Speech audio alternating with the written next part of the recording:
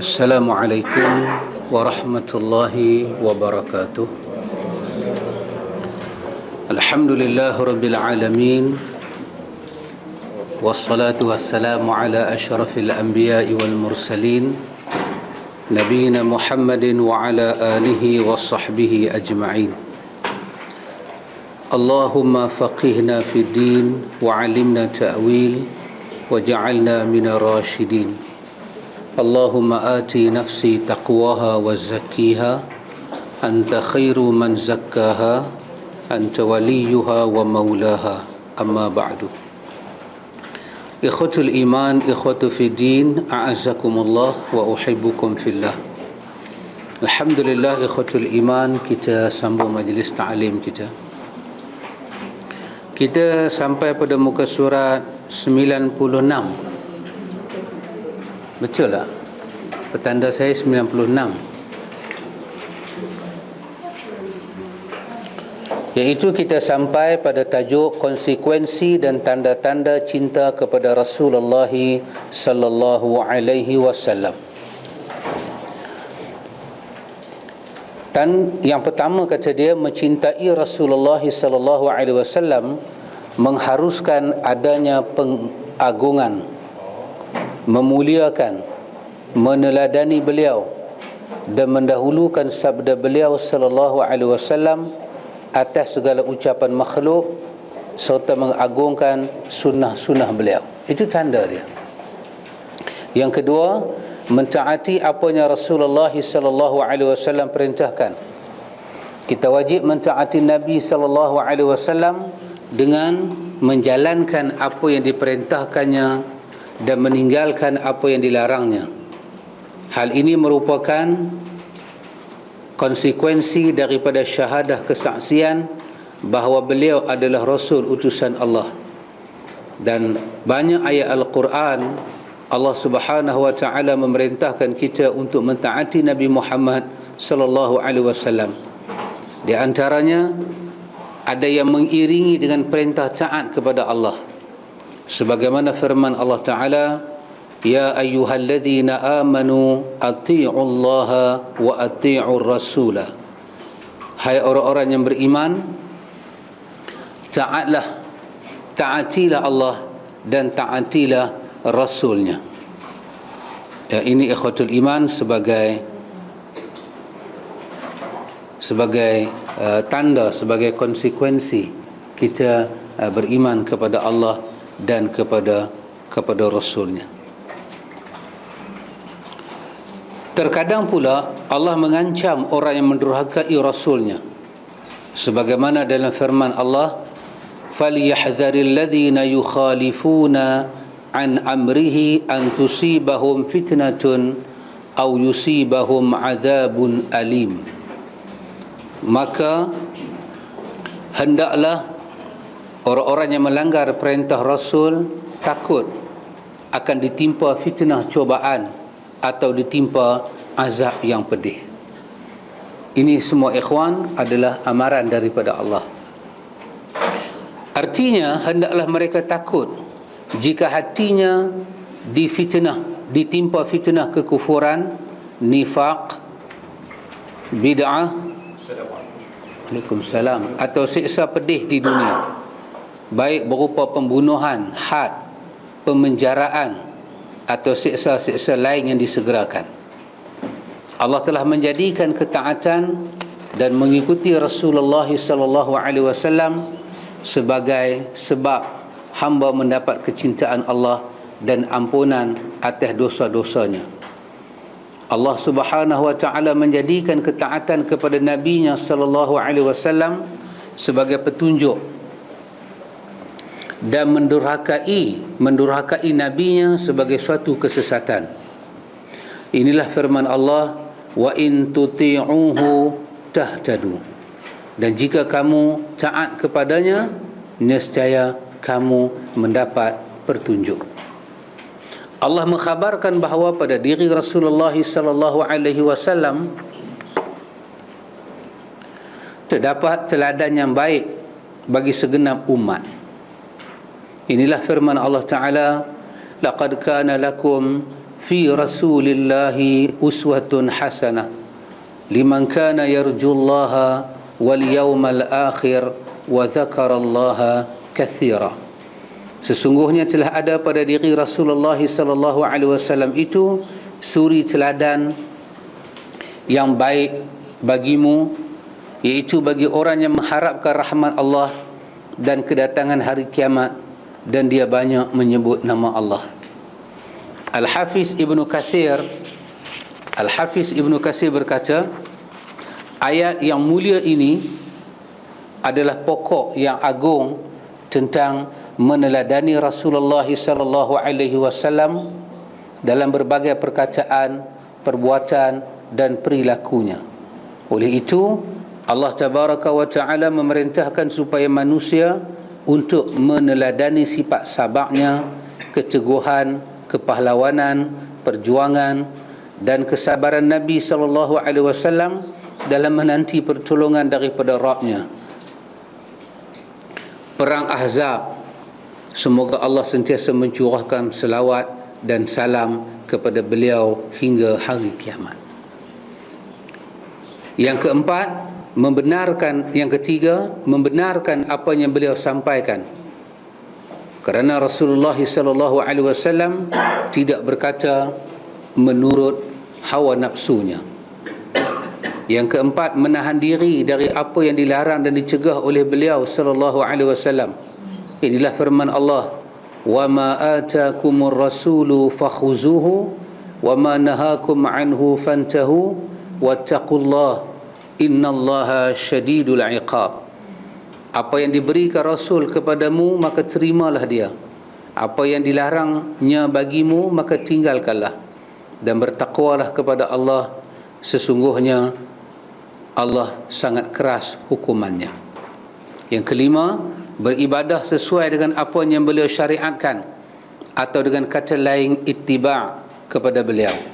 Agama Islam sudah sempurna, tidak boleh ditambah dan tidak boleh dikurangi.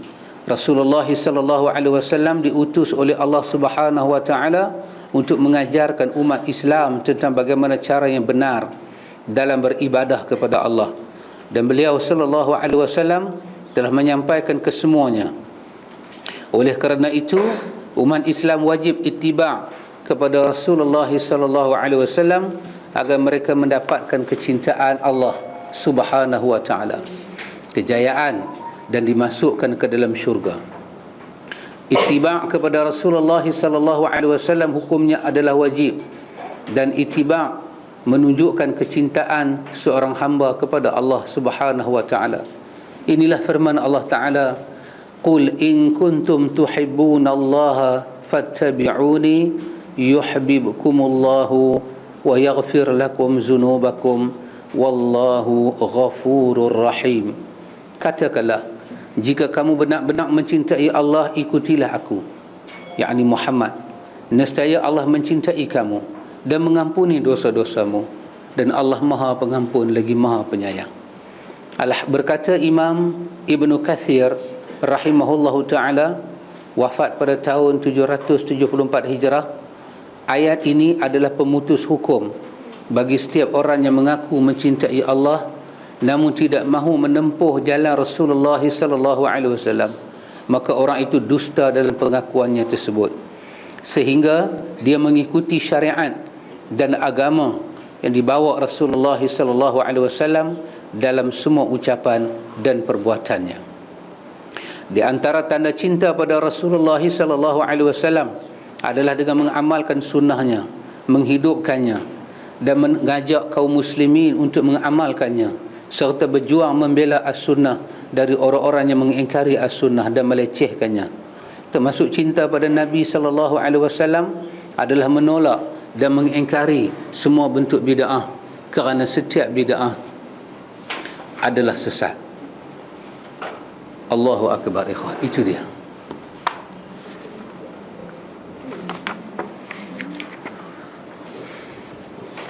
Dari nombor satu, dia kata kita cinta Rasulullah ni kena ada pengagungan, memuliakan. Ini semua ikhwan sifat-sifat kejiwaan, sifat-sifat jiwa. Lepas itu sunnah ni hasil gabungan dua perkara, iaitu al-ittiba' dengan al-hub. Dia kena compare. Hub ni apa dia? Perasaan dalaman, perasaan sayang, cinta. Pasal tu kita ikut sunnah ni.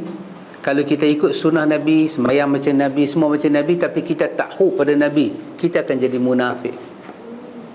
Pasal tu dia habaq tadi pada muka surat 97, Quran kata pada kita, falyahdharil ladzina yukhalifuna an amrihi. Orang-orang yang khilaf dengan sunnah Nabi ni dia kena takut. Dia kena takut apa? Takut kepada antusibahum fitnah. Ada ujian Tuhan akan campak dalam hidup dia. Salah satu ujiannya yang berlaku kepada golongan munafik zaman Nabi hidup lagi. Dia sembahyang belakang Nabi, dia turut perang belakang Nabi, tetapi Quran turunkan satu surah nama Al-Munafiqun, mendedahkan jiwa mereka tidak sayang kat Nabi. Lepas itu bila kita ikut sunnah ni, benda yang kita kena proses jiwa kita ni sayang dan mencintai. Bukan solat saja. Lepas itu Allah akan hisap kita dua kan, ikhlas dan sunnah. Siapa kita sembah akan ditanya oleh Allah. Bagaimana kita menyembah Allah, itu akan ditanya oleh Allah. Dan kalau kita sayang kepada Nabi, kita tak ikut sunnah dia pun bermasalah. Kita akan menerima nasib seperti Abu Talib. Sayang dia dahsyat. Ibnu Hisham meriwayatkan dalam sirah dia, kalau Abu Talib masa Nabi kecil berbalik susu kan, bila anak-anak dia lain nak makan susu, dia akan tutup mulut, kita kata gelas ni, dia akan tutup dengan tangan dia. Dia kata Muhammad tak minum, hampa tak boleh minum. Sayang dia sampai macam tu, tapi dia tak ikut. Kalau kita di mulut kita kata ni, ya Rasulullah orang baik, Rasulullah orang baik, tapi buat lagu mana adat kita lagu ni, kita menempah satu sikap yang tidak baik. Tidak baik. Sama ada dia kata Allah timpakan kufur, tolak Nabi, tak ikut dan tak sayang, kufur. Dalam dunia ni kita boleh tak sayang banyak orang, tapi satu orang ni kena sayang, Rasulullah. Tapi tidak ada orang yang sayang Rasulullah, dia tak sayang orang lain, tidak ada lagi. Sebab sayang pada Rasulullah ni, dia rahmah. Sayang itu dapat dikongsi oleh alam ini. Dikongsi oleh alam ini. Wa ma arsalnaka illa rahmatan lil alamin. Siapa sayang kepada rahmatan lil alamin ni, dia akan sayang dengan alam. Pasal itu sahabat bila sayang dengan Nabi, bila Nabi masuk, Nabi berjalan dengan sahabat, Nabi tengok unta, yang air mata unta tu meleleh. Nabi kata apa pada sahabat? Unta ni mengadu dengan aku. Unta tu dia pandang mata aku dan dia sedang mengadu. Mengadu apa? Betapa bebannya belakang dia dengan barang-barang yang berat dan kau tak bagi dia makan. Sahabat yang selama ni tidak mendapat didikan daripada Nabi, bila dia dapat didikan daripada Nabi, dia sayang dengan binatang, dia jaga binatang. Kerana mencintai Rasul ini akan mencintai alam. Bukankah Rasul ini yang kata la yu'minu ahadukum hatta yuhibba li akhihi ma yuhibbu li nafsihi. Tidak ada iman dalam hati kamu kalau kamu tak sayang orang yang beriman pada Allah macam kamu beriman pada Allah, macam kamu sayang diri kamu sendiri. Tak mungkin satu orang sayang pada Nabi dia boleh benci si fulan, si fulan, si fulan. Tak mungkin. Nabi kata, dalam riwayat Muslim, sahabat kata, ya Rasulullah, musyrikin banyak menyusahkan kamu, angkatlah tangan berdoa laknat pada mereka. Nabi kata apa? Nabi kata, aku tidak diutuskan untuk melaknat manusia, tetapi untuk membawa rahmat bagi manusia. Tidak ada orang mencintai orang yang besar ini, melainkan akan berkongsilah sifat-sifat itu dalam jiwa dia. Dan Allah Subhanahu wa ta'ala gabung, ikhwan, ati'ullah wa ati'ur rasul. Ya ayyuhallazina amanu ati'ullah wa ati'ur rasul. Taat kepada Allah dan taat kepada Rasul. Tidak ada syak, tidak ada belah bagi. Dia hazaf biduni syartin. Dia tidak ada syarat. Taat kepada Allah dan taat kepada Rasul ini biduni syarta. Tidak ada syarat. Apa yang Allah buat, apa yang Rasul kata, itu yang Allah wahyukan pada dia. Inilah satu kisah yang sangat menarik berkenaan dengan riwayat Imam Malik dalam kitab Al-I'tisam oleh Imam Syatibi berkenaan dengan ayat ni 63 surah An-Nur. Sangat menarik. Itu berkenaan dengan seorang yang datang ke Madinah. Dia pakai ihram, dia berada di kubur Rasulullah. Bila dia sampai kubur Rasulullah, dia pun niat, nawaitu ahramtu. Dia pun niat apa? Niat nak ihram. Dia duduk di kubur Rasulullah, dia terus niat ihram. Silakan Datuk. Majlis menunggu ketibaan Datuk. Ahlan wa sahlan.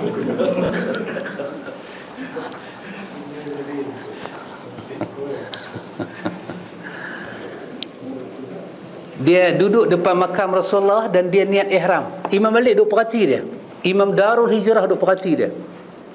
Imam Malik ni ikhwan, dalam riwayat disebut satu-satu masa dalam hidup dia, terutama hari Isnin, kalau Imam Malik puasa, dia nak masuk ke kawasan Madinah ni yang dia pagar tu kan, dia berpagar, kita boleh duduk berjalan dalam tu. Imam Malik bila sampai kawasan tu, Imam Malik akan buka kasut. Imam Malik akan buka kasut. Dia tak gamak, pasal langkah dia tu makin dekat dengan kubur Rasulullah. Dia tak gamak.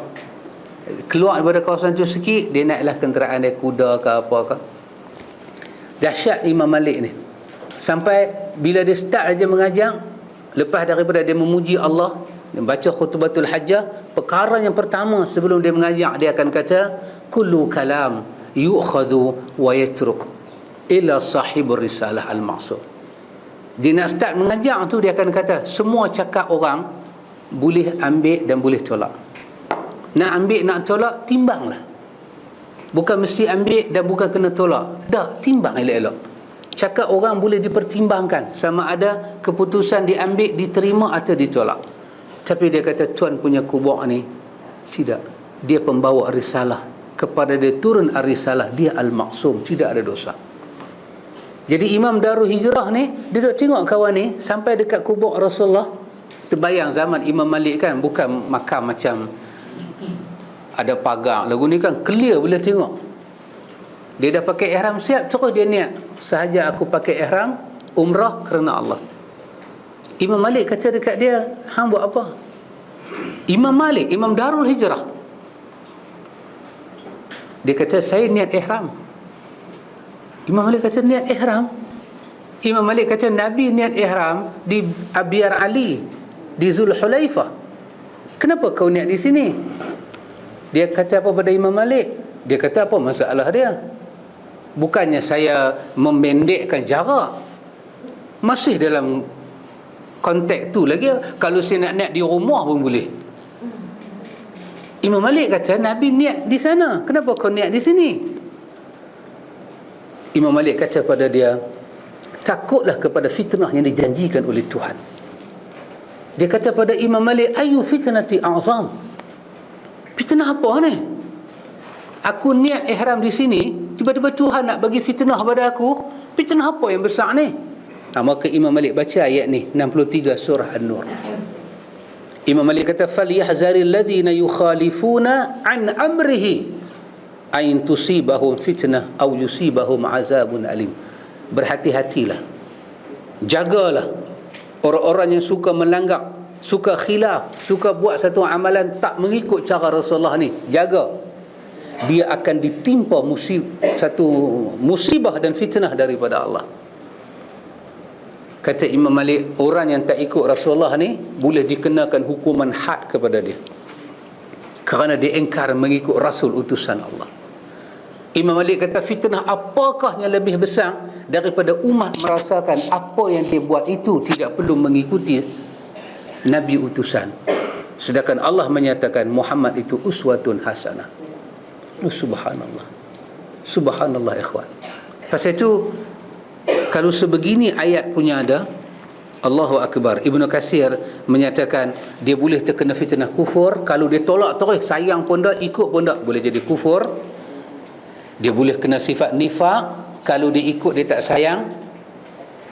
Dan kalau dia sayang tapi dia tak ikut, banyak benda bid'ah dia akan buat. Dan lebih dahsyat lagi, dia akan terkena, kata Ibnu Katsir, siksaan yang pedih dunia sampai akhirat. Berhak kita menghukum orang yang tidak ikut sunnah Rasulullah dengan satu undang-undang. Berhak, kata Imam Malik. Kenapa? Dia Rasulullah. Dia Rasulullah. Kalau pengarah satu jabatan, dia kata pengarah berkeluar, pengarah bagi arahan. Pengarah kata, daripada besok saya mau semua masuk kerja awal sikit. Terus duduk masuk, tengok pasukan merah-merah, saya mau semua ikut time pukul 8. Arahan pengarah. Tiba-tiba timbalan pengarah bangkit. Timbalan pengarah kata, memanglah pengarah ni suruh kita masuk pukul 8, tapi kalau kita masuk 8.30 pun tak salah. Agak-agak timbalan pengarah ni nanti kena tukar pulau ketam, saya rasa. Dia tidur dengan ketam. Terus duduk dengan orang. Ataupun staf-staf yang ada menilai ucapan pengarah tu dengan, ya betul lah, kalau kita boleh ikut cara pengarah ni baguslah, kita akan jadi pekerja cemerlang. Tapi kalau kita ikut cara kita pun tak salah. Pengarah yang dengar staf dia cakap lagu tu, dia akan nilai, staf dia nilai dia apa. Arahan dia tak laku, tak hormat. Dan berhak tak pengarah tu rasa kecil hati? Berhak tak pengarah tu keras dengan orang ni? Berhak tak pengarah tu kata, hantar dah, siapa aku siapa? Allah hantar Rasul, suruh kita ikut, dan Quran itu wahyu Tuhan, kalam Tuhan. Tiba-tiba kita kata kalau ikut Rasul pun bagus, baguslah ikut Rasul, tapi kalau ikut orang tua pun tak salah. Awak cakap bahasa apa ni? Bahasa apa? Rasul yang kata sembahyang macam dia, Rasul yang kata haji umrah macam dia. Kita kata kalau kita boleh berzikir. Saya bagi satu contoh kecil saja sebagai penilaian. Hadis-hadis tak pernah menceritakan kepada kita suratul Fatihah itu dijadikan wirid lepas salat. Tidak ada. Tidak ada. Fatihah tak pernah jadi wirid lepas salat. Fatihah ni dia ruqyah. Demam ke kita apa kita nak baca, silakan. Tapi dia bukan wirid lepas salat. Baginda tak pernah baca. Baginda istighfar 3 kali, hadis Muslim, hadis Thauban. Baginda baca tak apa, Allahumma antas salam. Baginda baca la ilaha illallah wahdahu la syarikalah.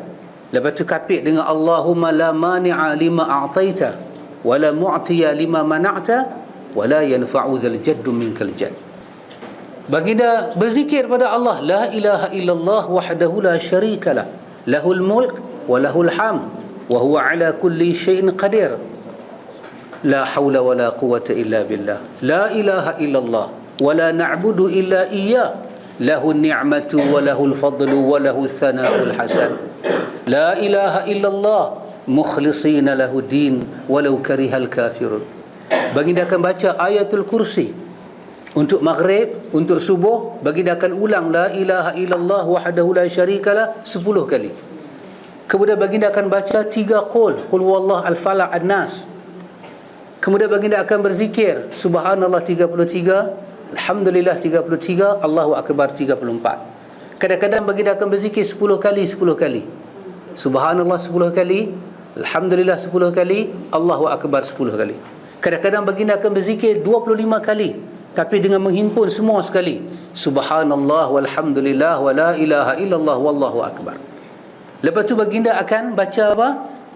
Allahumma inni as'aluka ilman nafi'a wa rizqan tayyiba wa amalan mutaqabbala. Allahumma a'inni ala zikrika wa syukrika wa husni ibadatik. Maka tutup zikir baginda lepas solat. Tutup. Maka dalam senarai zikir tu Fatihah tak ada.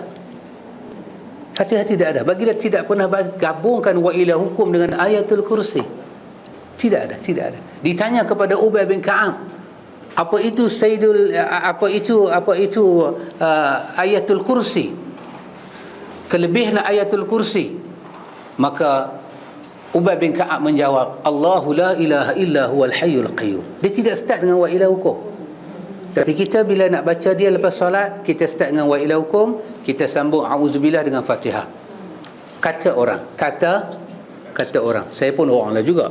Kata orang. Apa orang kata? Kalau awak berzikir seperti Rasulullah bagus, tidak ada Fatihah. Tapi kalau awak nak baca Fatihah lepas zikir pun tak salah. Di mana nilai Rasulullah? Isu dia bukan salah ke tidak. Isu dia Tuhan suruh kita ikut siapa? Nilai dia. Jadi kita fail. Kita menang exam ni tentang lisan, kita kalah tentang amalan. Kita boleh ikut. Siapa kita tak boleh ikut? Tak tahu siapa. Kalau kita makan bismillah, tak puas nak kena kata bismillahirrahmanirrahim. Kalau kata bismillah ni rasa macam Mau ada pula satu kawan mana ke pula, dia kata, kata tak habis, berdosa tu kan. Sedangkan hadis Bukhari bagi dia kata bismillah tanpa ar-Rahman, tanpa ar-Rahim ketika makan. Tanpa. Dan tak ada lah satu riwayat sampai pada martabat yang sahih bila nak makan kata Allahumma barik lana fima razaqtana wa qina azabannar. Bacaan Allahumma barik lana itu ada fima razaqtana, tapi bukan time makan. Boleh diucap pada bila-bila masa. Kita tengok pokok pisang kan, pokok pisang jadi Allahumma barik lana fima razaqtana. Boleh kata, tapi tak pernah lah orang kata buat kalau jauh sangat. Dia tidak dikaitkan dengan makan. Makan bismillah. Bahkan ada dalam adab-adab susunan makan itu diajak kita adab sebelum makan, adab tengah makan, adab lepas makan. Adab sebelum makan basuh tangan, saprah ni semua. Pastikan makanan tu hak kita, hak orang, jangan dia letak depan kita. Makan dengan tangan kanan, mulakan dengan yang dekat, bismillah. Itu adab. Adab tengah makan pula disusun, tapi tidak berdasarkan hadis, berdasarkan pandangan orang-orang. Dia kata bila kita suap pertama bismillah, suap yang kedua bismillahirrahmanirrahim, suap yang ketiga bismillahirrahmanirrahim, lepas tu ulanglah dan ulang sampai habis makan. Bila kita kunyah-kunyah, bagi kunyah 40 kali bagi hadam mudah. Bila kita baca dalam hadis ketika Nabi tengok ini anak ini makan dengan tangan kiri, tak basuh tangan, tak sebut apa, Nabi kata ya ghulam qul bismillah qul biyaminik. Hai anak kecil, makan dengan bismillah, makan dengan kanan, ambil yang dekat dulu. Tidak ada pun Nabi kata yang pertama bismillah, yang kedua bismillahirrahmanirrahim, yang ketiga bismillahirrahmanirrahim. Kalau orang tanya, salah ke? Kita kata tak salah. Tapi di mana Rasulullah? Kenapa awak cipta adab tu? Adakah cara dia tu tak ni? Dia kata tak lah, kalau ikut cara Rasulullah tu elok dah, tapi kalau buat ni lagi elok. Awak reti tak cakap awak tu dia alun sampai mana? Awak tampak ayat di sini, dia beralun sampai mana?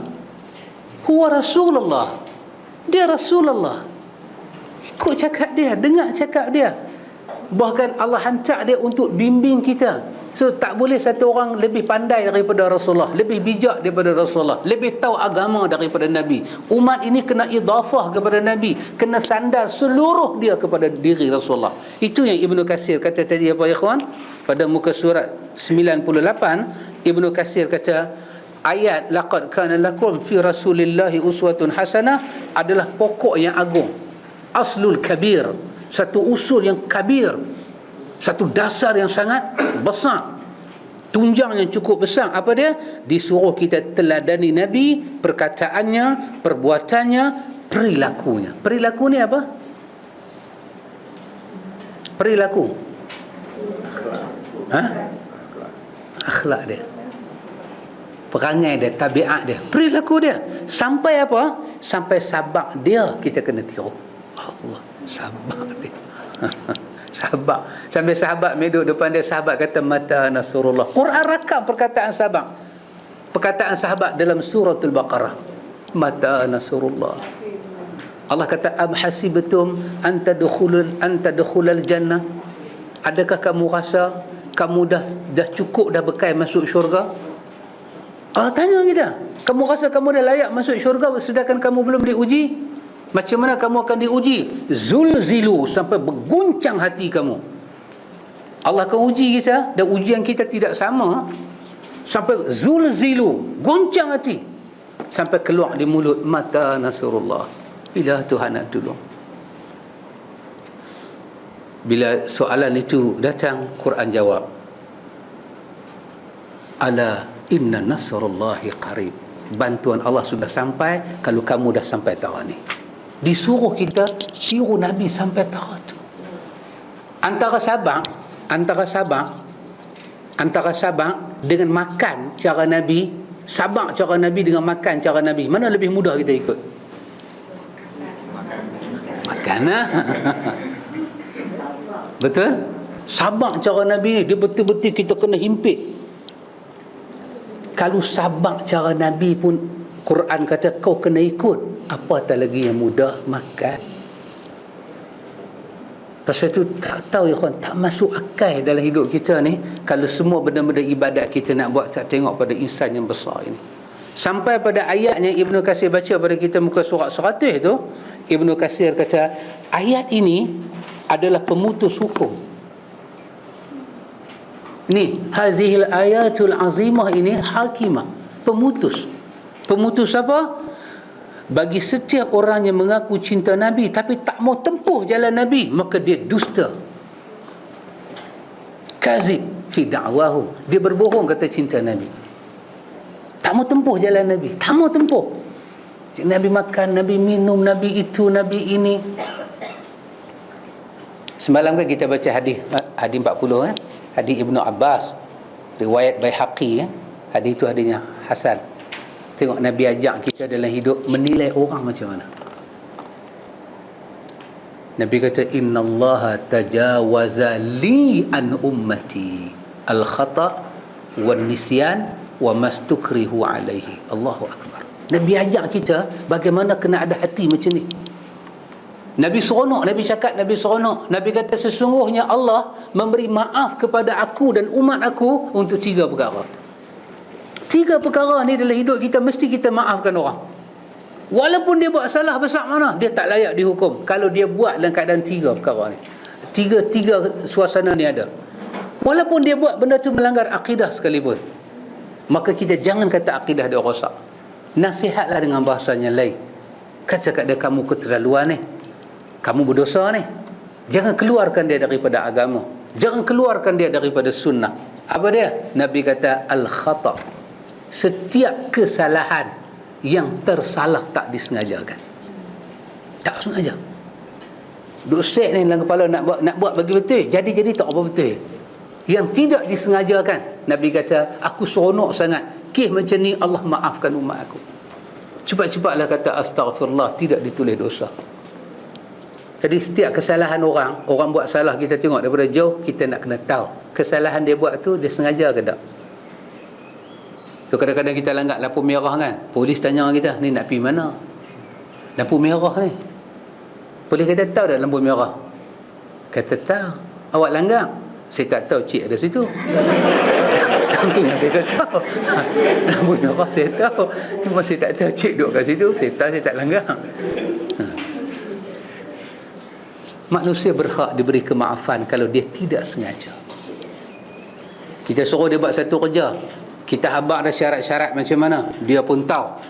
Tiba-tiba hasil tu ada kekurangan dan dia buat dengan cara tak sengaja, bukan sengaja, tak sengaja. Quran kata wa ma alaikum haraj fima akhta'tum bihi walakin ma ta'ammadat qulubukum, dalam surah Al-Ahzab. Yang kami kira dosa ni apa yang hati kamu sengaja, Quran kata. Yang kamu tak sengaja, fala junaha alaikum, kami tak kira salah. Tapi ucaplah astagfirullah. Pasal apa? Pasal tanda kata kita tak sengaja sungguh, dan itu pelanggaran. Yang kedua Nabi kata apa? Wan nisyan, kelupaan. Lupa, terlupa. Saya selalu berjumpa dengan orang yang buat syirik. Kebanyakan saya jumpa, masa dia buat benda, dia tanya, ustaz, saya buat lagu ni macam mana? Saya kata berat tapi dia nanti habaq kat saya. Dia kata, saya Allah blur betul ustaz, masa tu anak duk menangis, pergi hospital, doktor kata tak ada apa, dia pun kata bomo tu bagus, buat pergi lega ustaz. Tapi saya pun tak ada ingat nak syirik pada Allah. Saya pun masa tu duk ingat anak mau baik. Ada kealpaan, ada keterlupaan. Kata Syekh, betul-betul dia nak syirik Allah tak? Oh, dah cakap lagu tu, saya pun nak masuk syurga juga. Dia berhak dimaafkan, tapi diberilah pelajaran pada dia, diberilah warning-warning yang Allah ancam buat syirik tu apa akan jadi. Tapi jangan keluarkan dia daripada agama, jangan masukkan dia dalam golongan orang yang salah dan orang yang jahat. Dia orang baik tapi dia terlupa. Dan yang ketiga kata Nabi apa dia? Wa mastukrihu alaihi, apa yang kita dipaksa untuk buat. Kita satu masa dipaksa dan terpaksa, tidak ada pilihan. Dan benda yang kita buat itu semuanya pelanggaran terhadap sunnah dan Quran. Kita dalam kondisi terpaksa, maka orang ini tidak layak dihukum. Apa Nabi kata? innallaha tajawaza li an ummati. Aku seronok sangat Nabi kata, Allah maafkan aku dan umat aku dalam kes ini. Antu tengok macam mana jiwa seperti Rasulullah.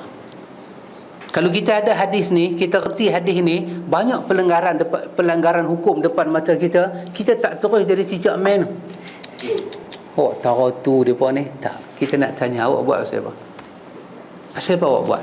Dan orang yang sengaja dan tak sengaja ni mesti ada perbezaan. Macam duk mengaji lagu ni kan, tak sengaja tertidur dengan memang nak main nak tidur, beza. Bila tersengguk tu dia buka mata besar-besar, dan buat macam tengok kita. Tak sengaja kita mengantuk sangat. Subhanallah ikhwan. Pasal itu benarlah kata Imam Ibn Katsir, ini ayat pemutus bagi orang yang mengaku cinta Nabi tapi tak mau ikut Rasulullah. Dan dunia sedang kita hadapi ni adalah dunia pengakuan cinta tapi bukti susah. Semua umat mengaku cinta Nabi. Kita ada malam cinta, siang cinta, petang cinta, semua kita cinta-cinta. Semua kita cinta-cinta. Tapi bila tengok pada isi pengakuan, kita kosong. Kita tak ada. Kita sembahyang macam Nabi. Kita betul lah sembahyang macam Nabi, tapi yang ajak sembahyang ni pun bergaung. Lepas itu, anda tengok, saya bagi satu contoh. Dalam kitab Ihya Ulumuddin tulisan Imam Ghazali, dia ada satu bab. Bab apa? Bab sembahyang gharaib, iaitu apabila masuk Khamis malam Jumaat yang pertama dalam bulan Syaban. Khamis malam Jumaat pertama dalam bulan Syaban, minggu pertama, first minggu tu bulan Syaban. Dalam kitab Ihya dia kata disunat kita sembahyang gharaib 20 rakaat macam tarawih. Itu sambut bulan Rejab. Dan dengarlah dia punya kelebihan. Imam Nawawi dalam kitab dia Syarah Muslim, ketika dia bawa hadis Abu Hurairah, jangan kita tentukan malam Jumaat dengan satu dengan satu sembahyang yang kita tak sembahyang pada malam-malam lain. Jangan pilih hari Jumaat dengan satu puasa yang kita tak pernah puasa pada hari-hari lain. Kata sembahyang ni sembahyang taubat masalah. Aku tiap-tiap malam Jumaat nak buat taubat, malam lain aku tak taubat, malam Jumaat je aku taubat. Dia tentukan, bukan masalah sembahyang tu, masalahnya dia nak tentu situ saja. Nawawi kata berdasarkan hadis ni tidak boleh buat demikian. Lepas tu kata Nawawi, semoga Allah mengutuk dan mencela orang-orang yang mereka satu sembahyang yang nama dia gharaib. Dia kata semoga Allah mengutuk dan mencela orang yang mereka sembahyang yang tak pernah Nabi buat 20 rakaat, iaitu pada Khamis yang pertama malam Jumaat pada bulan Rejab. Kenapa Nawawi berani kata lagu tu? Sebab dia mengangkat sunnah Rasulullah. Tak ada manusia boleh mencipta ibadat, dia Rasulullah. Mereka sampai pada tahap begitu, jiwa mereka ni dah meletup dah kalau mata tengok sesuatu yang tak ikut Nabi. Bila pun orang tanya mereka tentang Nabi, mereka akan kata kalah alam ni benar Rasulullah. Kalah alam ni benar Rasulullah. Tak mana dalam alam ni batu ke, kayu ke, orang ke yang Allah dan malaikat berselawat pada dia? Tak mana. Kita duduk dalam Malaysia ni, Perdana Menteri berapa kali dah bertukar? Tanya saja, bukan apa-apa saja tanya. Nak tengok apa yang tak apa sejarah. Yang duk ada depan mata kita ni nama apa? Perdana Menteri pertama nama apa? Tunku Abdul Rahman. Lepas tu? Tun Razak. Lepas tu? Lepas Husin. Lepas tu? Pak Allah. Oh, tak panggil Tun saya apa? Panggil Tun lah. Orang bagi dia Tun. Tun Abdullah Badawi kan. Lepas tu? Datuk lah, jangan panggil Najib, Datuk. Dia Datuk. Baru hormat pemimpin. Datuk kan? Ada ayat Quran kata Allah dan para malaikat berselawat pada Perdana Menteri? Tak ada. Tok Guru mana yang kita kenal belajar agama? Perdana Menteri itu jawatan politik yang paling tinggi. Atas ada Sultan Agung. Betul? Tidak ada nas agama Allah dan malaikat berselawat pada agung dan raja-raja. Tidak ada. Wah, jawatan mereka tu paling tinggi. Tok Guru mana kita pernah kenal yang dahsyat-dahsyat wali-wali ni?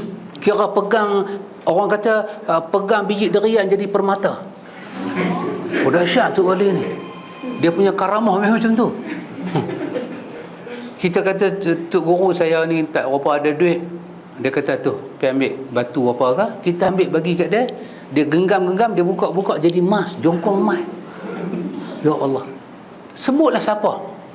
Tok wali hebat-hebat dunia Melayu. Ada satu buku kan, 7 wali Melayu. Saya rajin duk baca. Sebelum tidur nanti duk baca buku tu, betul tu mimpi dengan duduk dengan depa. Dia rayan. Dan bagi tahu pada kita di mana nas agama Allah dan para malaikat berselawat pada Tok Wali. Tidak ada. Tetapi Allah dan para malaikat berselawat pada Nabi. Kalah alam ni dengan Nabi, kalah. Batu ke kayu, kalah.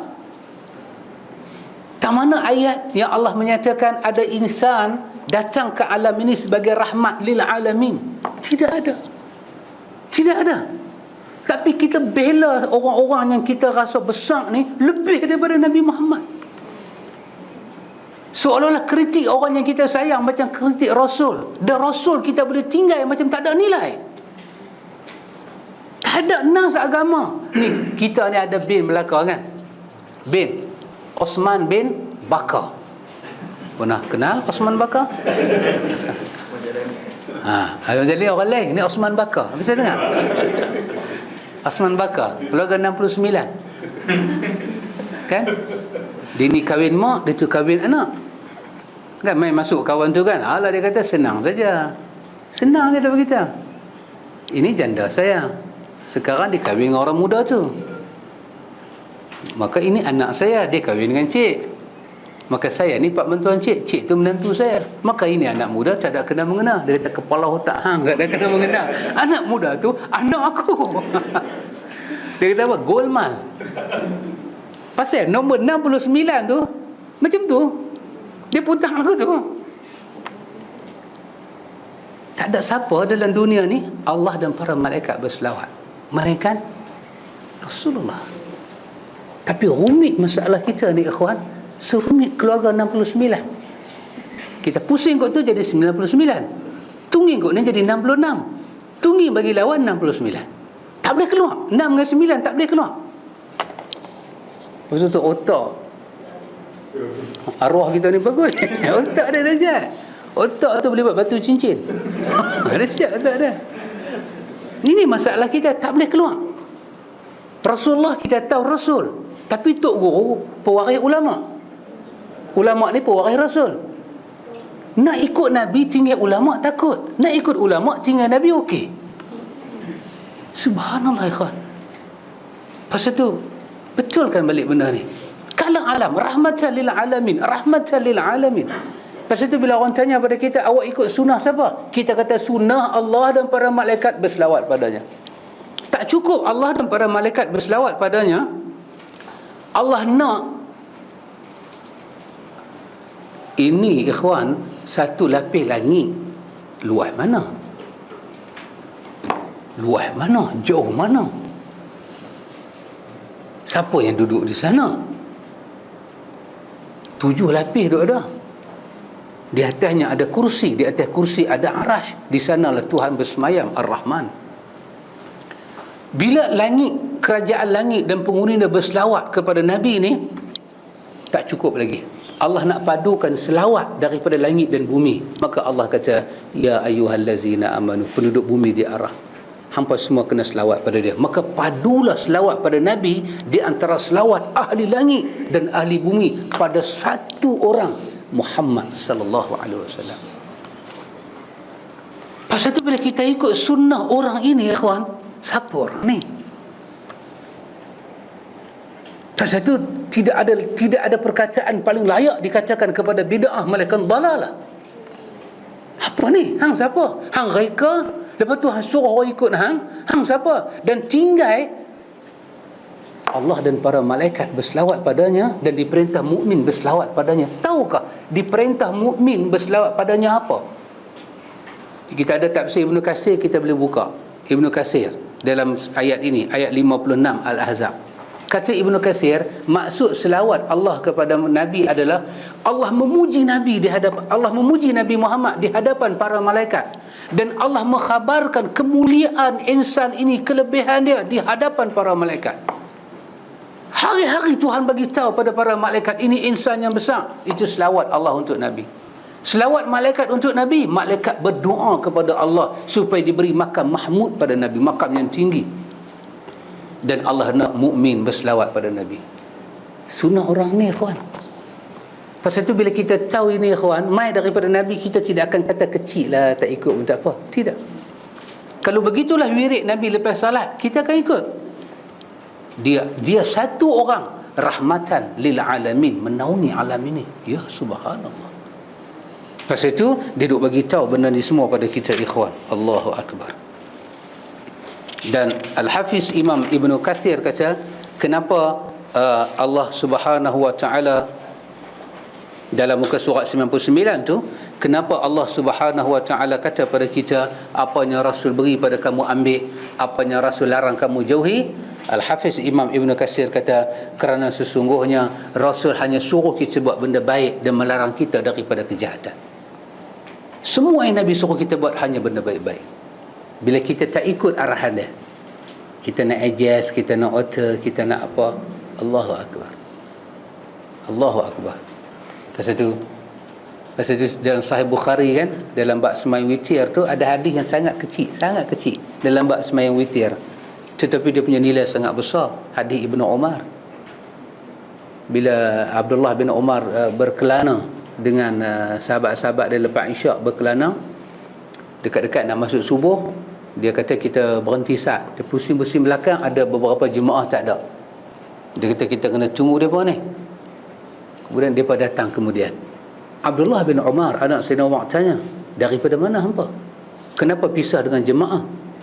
Dia kata, Umar, dia kata, wahai Abdullah bin Umar, kami ni keluar daripada isyak tadi dengan hang, baru teringat sembahyang witir tak buat lagi. Bukan isyak tak buat lagi, witir. Itu kami pun turun sat, parking unta ni semua, semayang. Bila Abdullah bin Umar dengar macam tu, dalam hadis Bukhari sebut, dia kata ke depa satu soalan, alaysa lakum Rasulullah sallallahu alaihi wasallam uswatun hasanah? Tidakkah untuk kamu ni Nabi contoh terbaik? Depa kata ya. Kata Abdullah bin Umar, kenapa kamu turun daripada kenderaan dan semayang witir, sedangkan Nabi mengajak sembahyang sunat itu di atas kenderaan?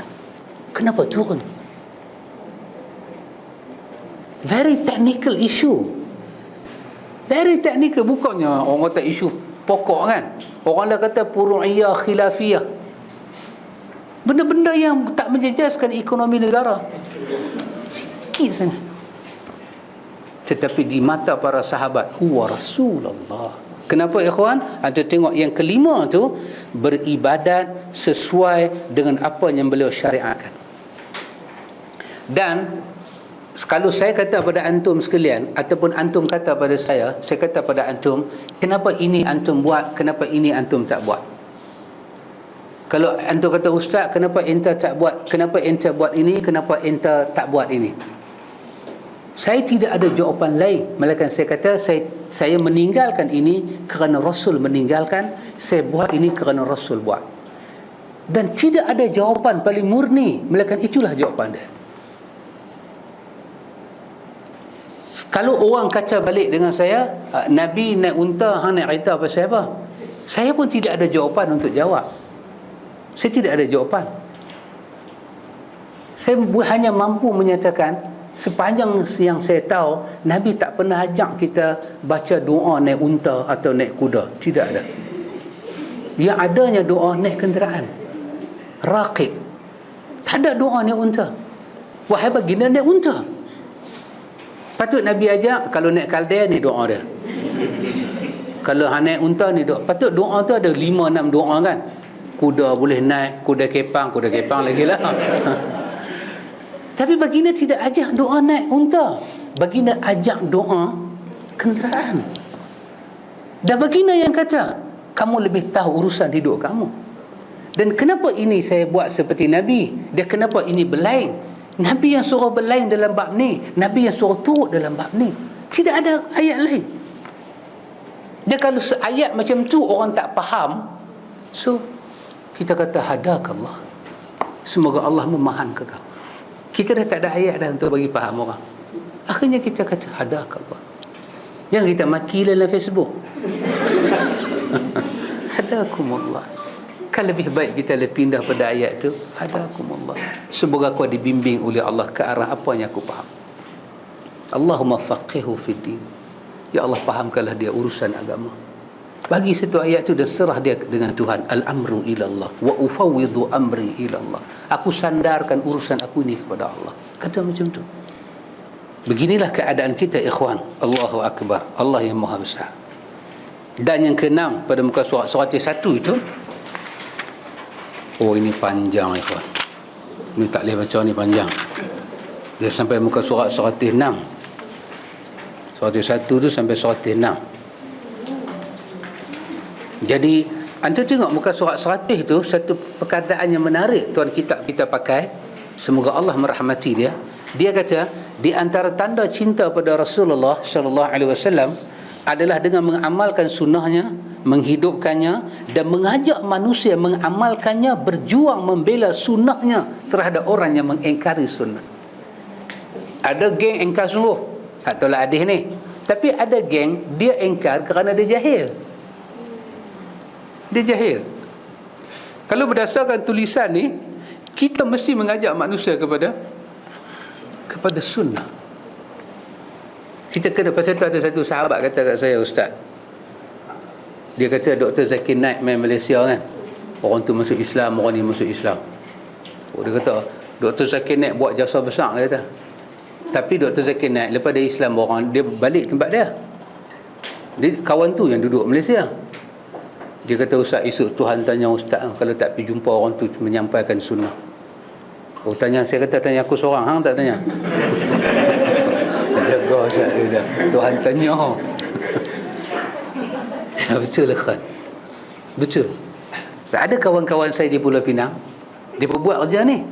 Dia pergi rumah ke rumah, dia ketuk pintu. Dia pergi, selepas dia akan ada sebagian jemaah nanti buat lagu tu. Dia pergi rumah ke rumah, dia pergi dakwah street ni. Ada sahabat-sahabat kita banyak, Firdaus Wong dan sebagainya, dia buat street dakwah kan. Tapi kawan-kawan, sebahagian kawan di Pulau Pinang ni, dia ambil kaedah tu, pergi ketuk rumah orang Islam ni, Assalamualaikum warahmatullahi. Cakap satu tajuk 5 minit. Sahabat, kenduri arwah ni tak ada. Tak ada. Dia nanti photostat beberapa nota yang ada 2 muka surat. Tak percaya, baca benda ni dengan rujukan. Ikutlah sunnah Rasulullah, jangan ikut masyarakat. Dia tinggal dia pergi. Demam tu rumah tu 2 hari. Dia buat. Pergi ke rumah lain pula, sahabat, saudara, sembahyanglah seperti Rasulullah. Usali ni tak ada. Kenapa dia kata kita kena menyampaikan sunnah Rasulullah pada orang? Kenapa kita berdiam diri? Sedangkan negara ni negara kita. Kita warga negara. Kenapa negara ni negara yang kata Islam agama persekutuan, agama rasmi. La ilaha illallah Muhammadur Rasulullah, simbol Islam. Kenapa tak sampaikan pada orang? Kenapa takut? Dan nak pergi ke rumah orang tak memerlukan tauliah. Ada tu rumah tanya, ada tauliah tak? Tak ada. Tauliah masjid. Tidak memerlukan. Dan semua orang tahu sunnah boleh bercakap. Simple aja. Pindah rumah. Sampai satu kampung itu pernah mengetahui bagaimana menguruskan agama ini, membawa jalan agama dengan metod, kita kata manhaj Rasul, dengan cara Rasulullah. Dia nak ikut, tak ikut, itu dia dengan Tuhan lah. Bila kita tengok dia tak ikut, kita kata hadakallah. Hidayah itu milik Tuhan, semoga Allah membimbing kau. Takat inilah kerja yang kita boleh buat. Tapi Nabi Allah Musa lagi-lagi berdoa apa? Rabbi syrah li sadri. Lapangkan dada ya Allah. Kita ni pengamal sunnah, kita di dalam satu, kita kepada komponen minority. Betul? Minority. Yang kedua, kita menjadi mada'u. Apa dia? Mangsa dan sasaran. Semua jenis benda label-label sesat ni nak meletak tahun sini ya.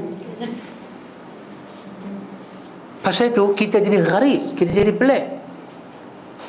Hak dan batil dia bukan mengikut Quran dan Sunnah, dia mengikut masyarakat, bangsa, sawadul a'zam, semasa arus perdana. Kita ni dianggap mencanggahi arus macam ikan Solomon. Ikan Solomon naik ke bukit kan dia canggah arus. Kita ni mencanggahi arus. Kenapa? Agama yang diamalkan berdasarkan niat baik dan ikhlas. Niat baik dan ikhlas. Tidak ada manusia niat tak baik, dan Robin Hood lagi baik daripada kita. Tetapi Allah hantar Rasul untuk apa? Allah hantar Rasul untuk apa? Untuk apa Allah hantar Rasul? Why Allah send messenger to us? Itu yang tak mau cakap tu. Kenapa Allah hantar Rasul mai pada kita? Mesti ada pasal. Takkanlah Rasul mai kat kita nak panggil kenduri. Tak manusia apa? Polis mai rumah kita buat apa? Mai jemput kekah di balai. Polis mai rumah kita, mesti ada pasal urusan polis. Bomba mai.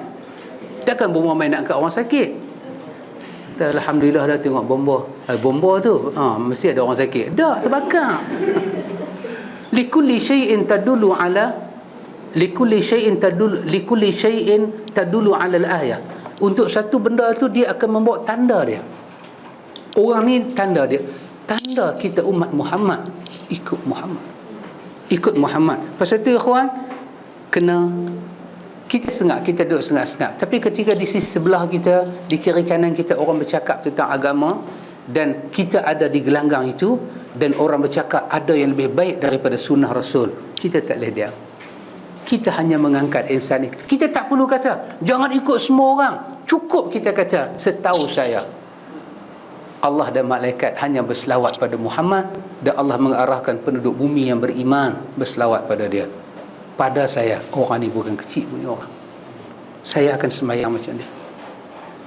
Pada saya, Allah hanya menyatakan wa ma arsalnaka illa rahmatan lil alamin. Maka saya tidak tahu ada orang yang mendapat rahmat dengan kelahirannya melainkan Muhammad. Saya terpaksa ikut macam dia. Tuan-tuan nak ikut siapa, kita kata make your personal decision. Dan besok kita menghadap Tuhan dengan kalam-kalam Tuhan ini. Cukup dekat tu satu dakwah. Tak perlu kita tembuk meja. How dare you? Tak perlu sampai macam tu. Tenang-tenang saja Pak. Kita tak perlu sampai orang kena darah tinggi, ambil koyuk, butang kepala, Panadol, Poston. Dia itu buat perangai kita darah tinggi. Tak payah. Dengan tenang-tenang saja kita angkat sunnah Rasulullah. Dan kita cek ayat. Demi Allah, kita tidak ada ayat. Kita bukan ahli sastra. Kita bukan pujangga. Masa universiti kita pun tak ambil kos sastra. Kita cuma hamba Allah yang tahu satu perkara. Apa dia? Fa inna asdaqal hadithi kitabullah wa khairul hadi Muhammad sallallahu alaihi wasallam. Sebenar-benar perkataan, sebaik-baik perkataan kalam Allah. Dan kita memakai kalam Allah walaupun terjemahan dia. Dan sebaik-baik petunjuk Muhammad. Pun stop di situ. Dan kalau ada orang boleh cerita apa dalam dunia tapi tak boleh kait dengan Nabi, tak ada proof daripada Nabi, so kita stop. Waqaf. Kan mengenai tajwid ada waqaf maksud dia apa? Berhenti. Waqaf Jibril maksud dia, Jibril berhenti ke kita berhenti? Waqaf. Kalau Jibril pun waqaf di situ, takkan kita nak lajak. Waqaf Jibril turun mai daripada langit kat Nabi, tanya Islam tu apa? Nabi jawab, dan Jibril kata betul. Jibril tanya pasal iman kat Nabi jawab, Jibril kata betul. Maka umat tak boleh kena tipu ya kawan. Setiap perkataan Nabi dibenarkan oleh langit. Jibril kata betul. Dan orang yang Jibril kata bicara imannya betul, bicara Islamnya betul, bicara ihsannya betul, sampai orang ini ketika memberi tanda-tanda alam ini akan rosak, betul. Tiba-tiba mai satu orang lain duk cerita kiamat dah nak mai, tanda dia apa? Dia mula duk merepek. Lagi 100 hari nak mati, je tanda-tanda dia. Lagi 40 hari macam ni, lagi seminggu macam ni. Sagi kalau nak mati, lagi ada tanda. Bila mengaji tu duk sungguh, roh kita pelan lemah. Siapa bagi tanda ni? Siapa bagi tanda ni? 100 hari nak mati, 40 hari nak mati, seminggu nak mati. Siapa bagi tanda ni? Yang tanda Jibril tanya dekat Nabi Muhammad, bagi tanda alam ini akan rosak. Jibril kata, sadaqta, benar kau. Allah hantar makhluk daripada nur turun daripada atas ke bawah membenarkan insan ini. Lepas tu kita nak pergi ikut insan mana? Insan mana kita nak ikut?